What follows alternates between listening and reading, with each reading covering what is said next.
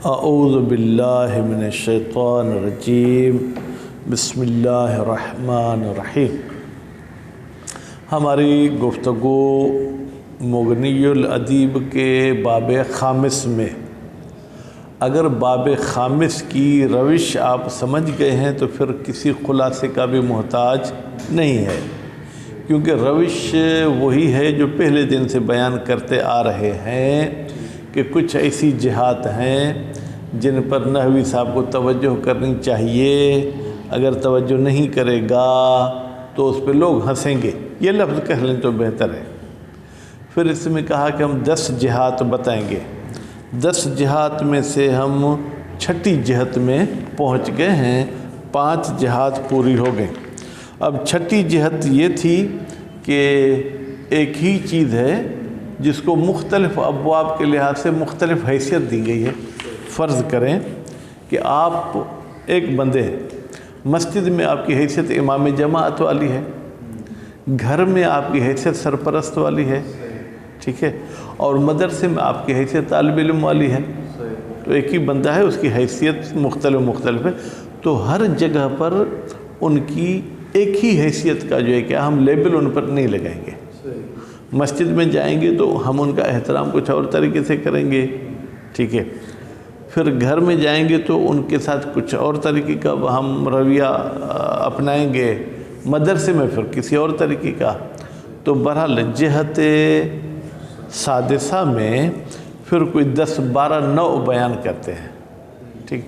آج ہم دوسرے نوع کا بھی کچھ حصہ پڑھیں گے، وہ کس کے بارے میں؟ عطف بیان اور نعت کے بارے میں ہے، ٹھیک ہے، کس کے بارے میں ہے؟ عطف بیان اور نعت کے بارے میں ہے۔ اب فرماتے ہیں کہ علماء کرام نے عطف بیان اور نعت کے لیے شرط لگائی کہ وہ معرفہ ہو، حال اور تمیز کے لیے شرط لگائی ہے کہ وہ کیا ہو؟ نکرہ۔ لیکن کہیں پر ہمیں محسوس ہوتا ہے کہ ایک نکرہ عطف بیان ہو گیا، ایک نکرہ نعت ہو گیا، کہیں پر پھر ہمیں یہ بظاہر محسوس ہوتا ہے کہ ایک معرفہ ہے جو حال اور تمیز ہو گیا۔ اب اس میں ایک مولوی کہتے ہیں یہ حال ہے، دوسرا کہتے ہیں حال کیسے مان رہے ہو، یہ تو معرفہ ہے، یہ جو ہے کیا ہے؟ حال نہیں ہو سکتا ہے۔ تو یہ 2-4 مثالیں آج کے درس میں ہیں۔ بسم اللہ الرحمن الرحیم۔ النوع الثانی، 6ٹھی جہت کا دوسرا نوع، اشتراطہم۔ بیٹا ہم کی ضمیر جائے گی نحویوں کی طرف، نحویوں نے شرط لگائی ہے کس کی؟ التعریف۔ اشتراط کے لیے مفعول بنا لیں، ٹھیک ہے، کہ معرفہ ہونا چاہیے، کون؟ لعطف البیان، عطف بیان، ولنعت المعرفت۔ ہر نعت کا معرفہ ہونا ضروری نہیں ہے، لیکن جو نعت کسی معرفے کی ہوگی، کیونکہ نعت اور منعوت میں مطابقت ہوتی ہے تو اس کا معرفہ ہونا ضروری ہے۔ وتنکیر للحال وتمییز وافعل من ونعت نکرت۔ اور 4 چیزوں کے لیے انہوں نے فیصلہ کیا کہ وہ نکرہ ہونا چاہیے، ایک حال، دوسری چیز تمییز، تیسری چیز افعل و تفضیل، افعل من یعنی افعل و تفضیل، اور چوتھی چیز نکرے کی نعت۔ بس 6 چیزوں کی ہم نے بحث آج یوں سمجھے کہ بیان کرنی ہے، ان میں سے 2 کے لیے معرفہ ہونا شرط ہے، 4 کے لیے نکرہ ہونا شرط ہے۔ وَمِنَ الْوَهْمِ فِي الْأَوَّلِ، 6 میں سے پہلی چیز بیٹا کون سی چیز تھی؟ عطف بیان۔ کہتے ہیں اس پہلی چیز میں وہم کیا گیا ہے۔ کس نے وہم کیا ہے؟ قول جماعت مبتدأ مؤخر ہے، ومن الوہم یہ خبر ہے مقدم گویا کہ ایک جماعت کا قول فی صدید، لفظ صدید میں، ٹھیک ہے، لفظ صدید کہاں ہے؟ قرآن مجید میں۔ یہ الحمدللہ ابھی جو نئی کتابیں ہمارے کورس کی آ رہی ہیں، اس میں جو غیر اخلاقی اشعار وغیرہ تھے ان سے پرہیز کیا گیا ہے۔ اب دیکھیں ان کا فوکس جو ہے وہ کس پر ہے؟ آیات و احادیث پر ہے۔ من ماء صدید، کہتے ہیں یہ لفظ صدید کہاں ہے؟ سورہ ابراہیم کی آیت نمبر 16 میں آیا ہے۔ وفی، اور دوسرا لفظ جو ہے کہ وہ کفارتن، ٹھیک ہے، انہما عطف بیان۔ بھائی وہ وہم کیا ہے؟ انہما، کہ یہ صدید اور کفارہ دونوں کیا ہیں؟ عطف بیان ہے۔ حالانکہ عطف بیان کے لیے انہوں نے کیا کہا تھا کہ معرفہ ہونا ضروری ہے، جبکہ صدید بھی معرفہ نہیں ہے اور کفارہ بھی معرفہ نہیں ہے۔ وَهَذَا إِنَّمَا هُوَ مُعْتَرَضٌ عَلَى قَوْلِ الْبَصْرِيِّينَ وَمَنْ وَافَقَهُمْ، کہتے ہیں یہ اعتراض ان پر ہوگا جو بصرے والوں کے قول کو مانتے ہیں، ٹھیک ہے، یا ان لوگوں کی بات مانتے ہیں جو بصرے والوں کے ساتھ موافق ہیں، ٹھیک، کیونکہ وہ جو ہے کیا ہے جناب اس کو کہتے ہیں کہ یہ معرفہ ہونا چاہیے، جبکہ یہ معرفہ نہیں ہے تو پھر کیا کرنا ہوگا؟ وَيَجِبُ عِنْدَهُمْ، واجب ہے بصرے والوں کے نزدیک اور ان لوگوں کے نزدیک جو وافقہم ان کے ساتھ موافق ہیں، فی ذالک، ان دو لفظوں میں، ان یکون بدلا، کہ یہ کیا ہونا چاہیے؟ بدل۔ عطف بیان مانیں گے تو اعتراض ہوگا، ٹھیک۔ وَأَمَّا الْكُوفِيُّونَ، لیکن کوفی حضرات، الکوفی لا یوفی، کوفی حضرات کیا کہتے ہیں؟ فَيَرَوْنَ، یرون کا لفظی ترجمہ تو یہ ہوگا دیکھتے ہیں، لیکن یہاں پر ہم یہ کریں گے ان کا نظریہ ہے، ان کی رائے ہے، ان عطف البیان فی الجوامد کنعت فی المشتقات، کہتے ہیں عطف بیان جوامد میں وہی حکم رکھتی ہے جو مشتقات میں نعت کا حکم ہے۔ یعنی کیا؟ یعنی نکرہ ہو سکتی ہے نعت، ٹھیک ہے، تو عطف بیان بھی نکرہ ہو سکتی ہے لیکن جوامد میں، ٹھیک ہے، حالانکہ صدید تو جامد نہیں ہے، صدید تو صفت مشبہ ہے، یہ مشتق ہے۔ کہتے ہیں کہ خوب فی المشتق فَيَكُونُ فِي الْمُعَرَّفُ وَنَكِرَاتِ، فَيَكُونُ تو یہ ہو جائے گی عطف بیان معرفے میں بھی نکرے میں بھی، ٹھیک ہے۔ وَقَوْلُ بَعْضِهِمْ فِي نَاقِعِ، پھر شعر بھی پیش کرتے ہیں، اور بعض مولویوں کے قول میں بھی ہمیں ذرا اعتراض نظر آتا ہے۔ کہاں پر؟ لفظ ناقع، یہ ناقع کہاں ہے؟ فی قول نابغت، اگر نابغہ کسی عورت کا نام لے تو اس کے شعر میں، ٹھیک۔ فَبَتَّ كَأَنِّي سَاوَرْتَنِي زَئِلَةٌ مِنَ رُقْشِ ظَاهِرًا فِي أَنْيَابِهَا السُّمُّ النَّاقِعِ، بیٹا اس کا مفہومی ترجمہ یوں ہے کہ مجھے اس سانپ نے ڈس لیا، ٹھیک ہے، زئیلتن سانپ کی معنی میں، ساورتنی، نی میں نون نے بکایا ہے، یا متکلم ہے، ٹھیک ہے، سانپ نے مجھے ڈس لیا، من رکش، وہ سانپ کون سا تھا؟ رکش والے تھا، سانپ کی کئی ساری اقسام ہیں جو سفید اور سیاہ ہوتا ہے، اب اس کا اردو میں کیا نام ہے پتہ نہیں ہے، بہرحال اس نے سانپ لیا، فی انیابہا اسم، جس کے دانتوں میں زہر تھا، ناقع، ناقع بمعنی قاتل، مہلک، ایسا زہر جو کہ مہلک تھا۔ انہو نعت لسم، اس میں بھی جو ہے کیا ہے انہوں نے گڑبڑ کی ہے، انہوں نے کہا ناقع صفت ہے کس کی؟ سم کی، بھائی سم پر الف لام ہے تو معرفے کی نعت کیا ہونی چاہیے؟ معرفہ، کیونکہ اوپر کہہ کر ہے تو ناقع تو معرفہ نہیں ہے۔ کہتے وَالصَّوَابُ أَنَّهُ خَبَرٌ لِسُم، یہاں پر اسم لکھا ہے میرے پاس، آپ کے پاس کیا لکھا ہے؟ سم ہے، اچھا میرے پاس یہ دیکھیں انہوں نے اس چھاپے میں لکھا ہے خبر لِاسم، اسم نہیں، سم کی خبر ہے، ٹھیک ہے۔ وَظَرْفُ مُتَعَلِّقٌ بِهِ، اور ظرف جو ہے کون سا؟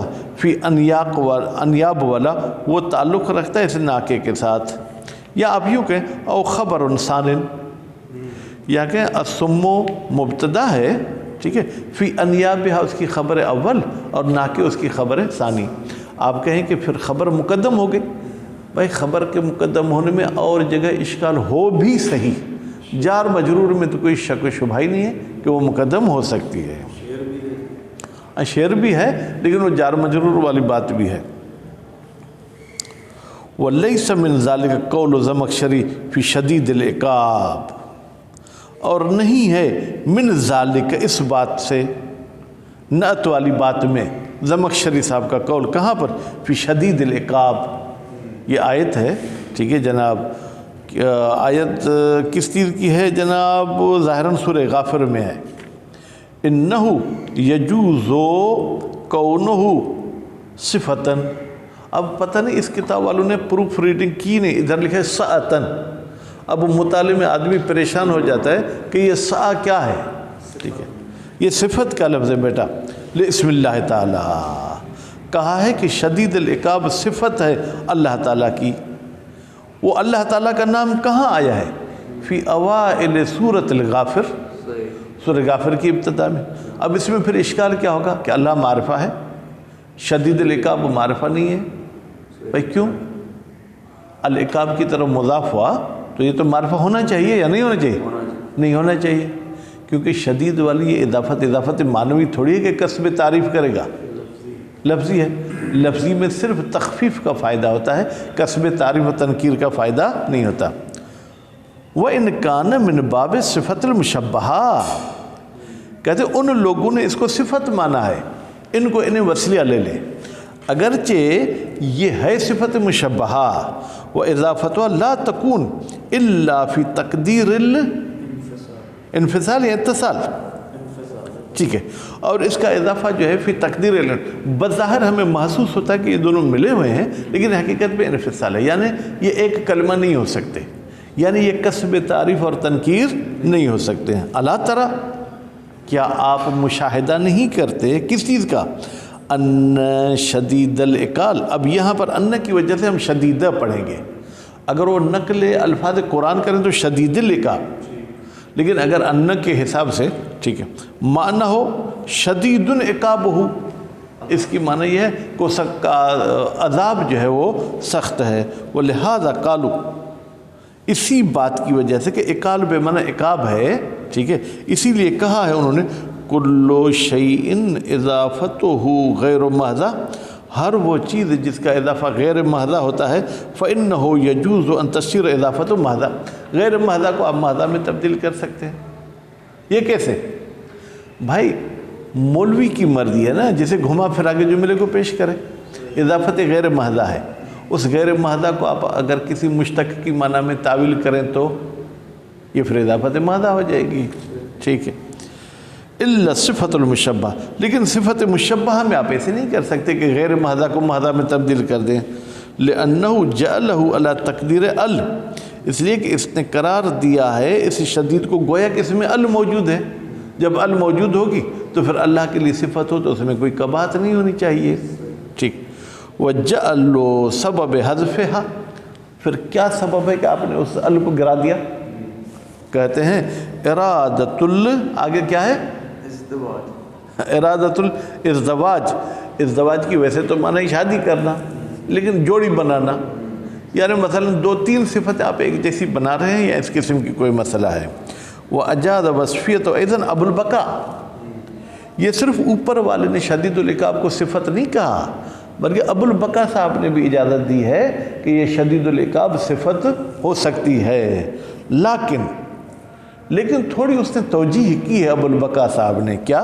ان شدیدن بمعنی مشدد، کہتے ہیں شدید ہے صفت مشبہ لیکن یہ اس میں مفعول کی معنی میں ہوگا، ٹھیک ہے۔ کما، کہتے ہیں کوئی اور بھی آپ کے پاس ہے جو صفت مشبہ ہو اور اس میں مفعول کی معنی میں ہو یا اس میں فاعل کی معنی میں ہو؟ کہتے ہیں کما ان الاذین فی معنی المؤذن، جیسے اذین مؤذن کی معنی میں ہے، یعنی صفت مشبہ میں ہر وقت صفت مشبہ والی معنی کا ہونا ضروری نہیں ہے۔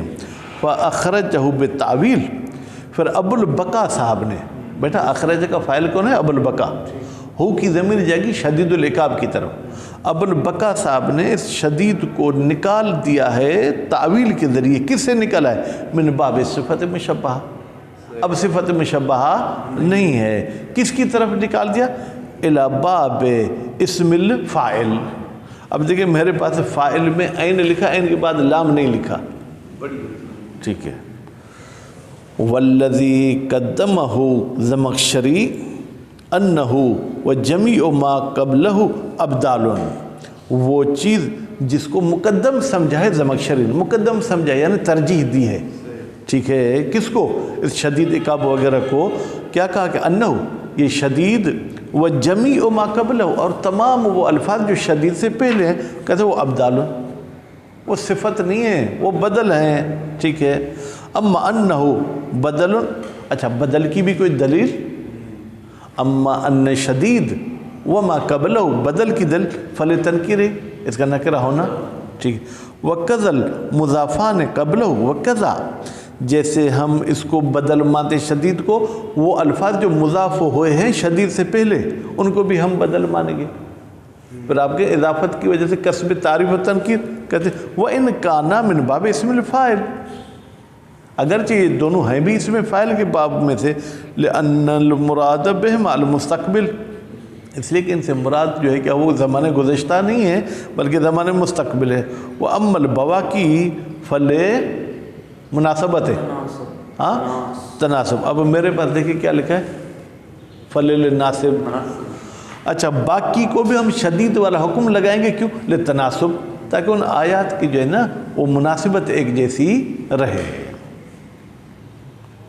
فَلِتَنَاسُب ورد علی، آپ کے پاس کیا ہے؟ ورد علی الزجاج، ہاں ورد واو لگی میں، آپ کے پاس یہ اللہ کے بعد والا لفظ کیا ہے؟ زجاج، میرے پاس زداد۔ ورد علی الزجاج فی جعلہ شدید العقاب بدلا ما قبلہ الصفات۔ کہتے ہیں زجاج صاحب نے پھر ایک عجیب نظریہ قائم کیا، کہتا کہ شدید العقاب بدل ہے اور اس سے پہلے والے وہ صفات ہیں، بھائی سب کا ایک حکم کرو نا، اس کی بات کو ٹھکرایا گیا ہے۔ وقال فی جعلہ بدلا وحدہ، اور کہا ہے زجاج جن نے صرف شدید اکیلے کو ہم بدل قرار دیں گے من بین صفات، تمام صفات میں سے۔ کہتے ہیں نبوّ ظاہر، یہ تباعد ظاہر، نبو وہی ہے یا کوئی اور لفظ ہے؟ نبو بمعنی تباعد، یہ ظاہراً جو ہے انتہائی بعید بات ہے، ان والی بات ٹھیک نہیں ہے۔ وصلی اللہ علی محمد و آل محمد۔